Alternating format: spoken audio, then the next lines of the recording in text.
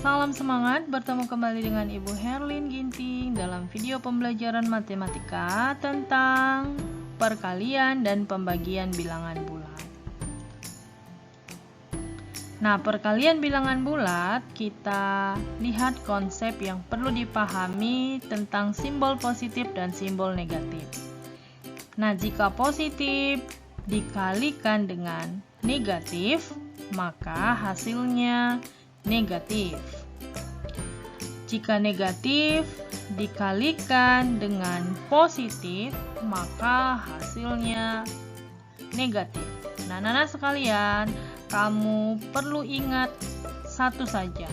Yang penting jika salah satu negatif, maka hasilnya sudah pasti negatif, ya. Baik dia di sebelah kiri atau di sebelah kanan, tidak berpengaruh, hasilnya pasti negatif, ya.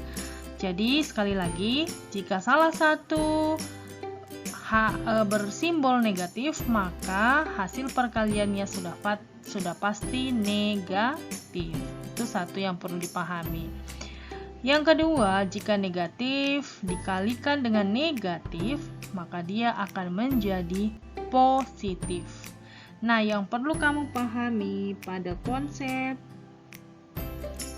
perkalian bilangan bulat hanya dua ini aja, ya, bisa diingat ya.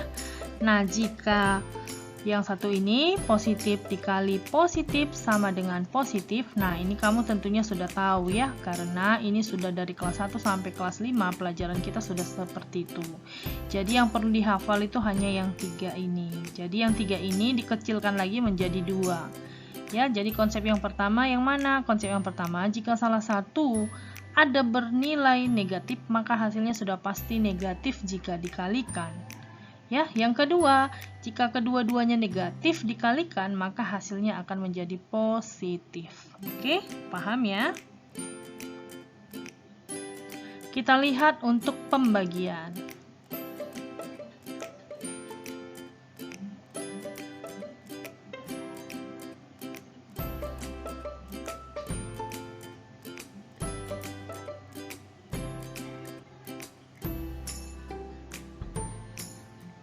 Nah, anak-anak sekalian, jika kita perhatikan kedua rumus ini, nah itu bentuknya sama ya. Jadi konsep perkalian dan pembagian itu sama. Jadi kamu ingat satu saja.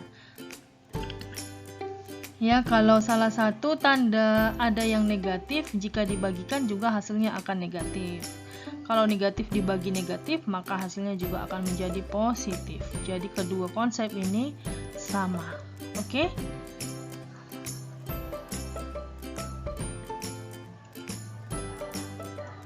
Nah, untuk lebih jelasnya kita perhatikan contoh. Misalnya 12 dikali negatif 2. Nah, kalau negatif itu kita kurung ya. Sama dengan ini untuk contoh konsep yang pertama. Negatif 12 dikali negatif 2. Positif dengan negatif, maka hasilnya sudah pasti negatif. Kita tinggal kalikan aja. 12 dikali 2, 24. Oke. Nah, jadi contoh yang kedua.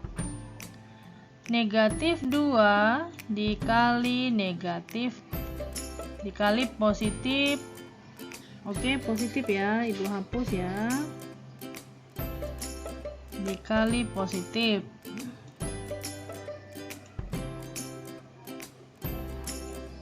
Nah, maka positif tanda nggak usah kita buat, kita kali 3.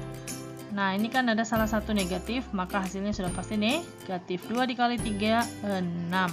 Nah, gitu. Nah, kalau negatif dikali negatif, misalnya negatif 3 dikali negatif 4.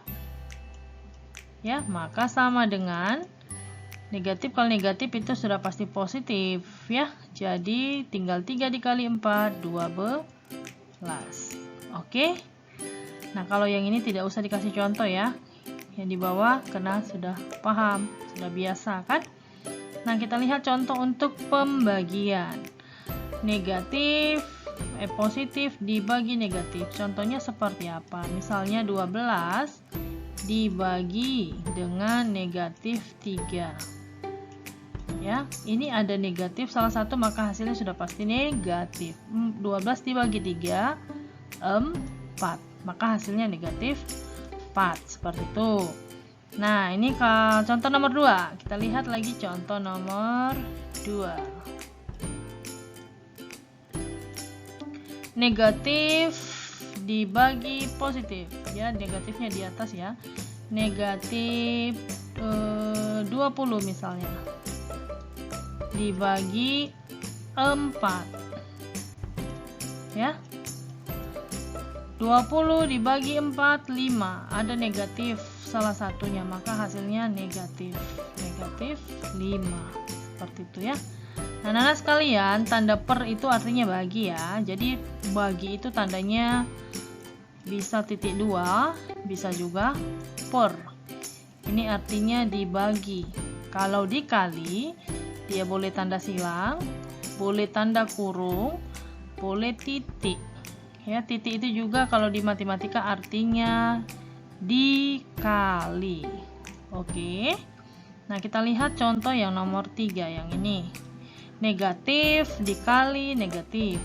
Misalnya negatif 9 dikali negatif 5. Negatif dikali negatif hasilnya positif. Jadi tinggal kalikan aja. 9 dikali 5 berapa? 45. Seperti itu. Paham ya? Oke, jadi anak-anak supaya tidak susah ketika mengerjakan soal, selesaikan dulu simbolnya. Simbolnya dulu dikalikan, kemudian kalikan angkanya. Jadi kamu nggak bingung. Oke? Nah, menyelesaikan soal cerita yang berkaitan dengan bilangan bulat. Yang pertama, caranya adalah baca soal dengan teliti dan pahami. Kemudian, tentukan hal yang diketahui dan yang ditanyakan dalam soal. Kemudian, tentukan kalimat matematikanya. Jadi, soal cerita tadi kita tuangkan dalam bentuk kalimat matematika. Nah, yang keempat, kamu selesaikan operasi hitung sesuai dengan kalimat matematika yang kamu peroleh dari soal cerita tersebut. Kemudian periksa hasil jawaban yang kamu peroleh apakah sudah sesuai dengan yang diinginkan oleh soal. Seperti itu cara menyelesaikan soal cerita. Jadi supaya lebih paham, kita lihat contoh soalnya. Mula-mula suhu air adalah 15 derajat Celcius. Kemudian ibu memasak air tersebut hingga suhunya naik menjadi 75 derajat Celcius. Ibu kemudian mematikan kompor. Jika air tersebut dimasak selama 12 menit, berapa derajat Celciuskah rata-rata kenaikan suhu setiap menitnya? Dan berapa menit keberapakah air itu mencapai suhu 100 derajat Celcius? Nah, sekalian kita pahami dulu apa maksud soal ini. Ya, jadi kira-kira maksud soal ini kita buatkan dalam bentuk gambar supaya tidak bingung. Nah, ibu punya segelas air misalnya ya, ditaruh ke dalam gelas, suhunya diukur ibu 15 derajat Celcius. Nah, kemudian air itu dimasak. Nah, setelah dimasak, diukur lagi suhunya 75 derajat Celcius. Ya. Nah, berapa menit dimasak? 12 menit. Oke. Nah, kita mau lihat berapakah perubahan suhu dari 15 derajat ke 75 derajat Celcius. Caranya, kita tinggal kurangkan aja suhu akhir dikurang suhu awal. Suhu akhirnya 75, suhu awalnya 15 derajat Celcius. Kita kurangkan, maka hasilnya 60 derajat Celcius. Nah, jadi perbedaan suhu dari 15 ke 75 itu adalah 60 derajat Celcius.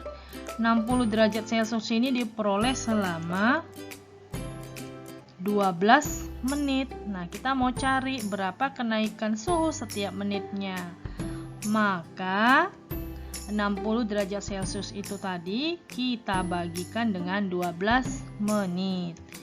Ya, jadi sama dengan 5 derajat Celcius per menit. Jadi setiap menit itu kira-kira naiknya 5 derajat Celcius.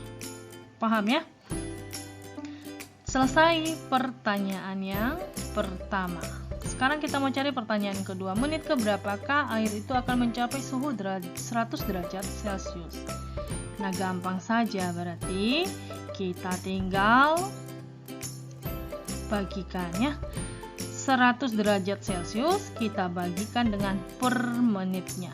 5 derajat Celcius per menit ya. Jadi kalau dibagi derajat Celciusnya bisa tewas kau ya kan. Jadi hasilnya berapa? 20 menit ya, 20 menit. Yang sisa tinggal satuannya menit. Jadi kira-kira suhu itu, air itu akan mendidih atau mencapai suhu 100 derajat Celcius pada menit ke-20. Seperti itu, oke? Terima kasih anak-anak. Semoga video pembelajaran ini membantu kamu memahami perkalian dan pembagian bilangan bulat. Terima kasih, selamat belajar. Jangan lupa tekan tombol like atau komen di kolom komentar. Sampai jumpa.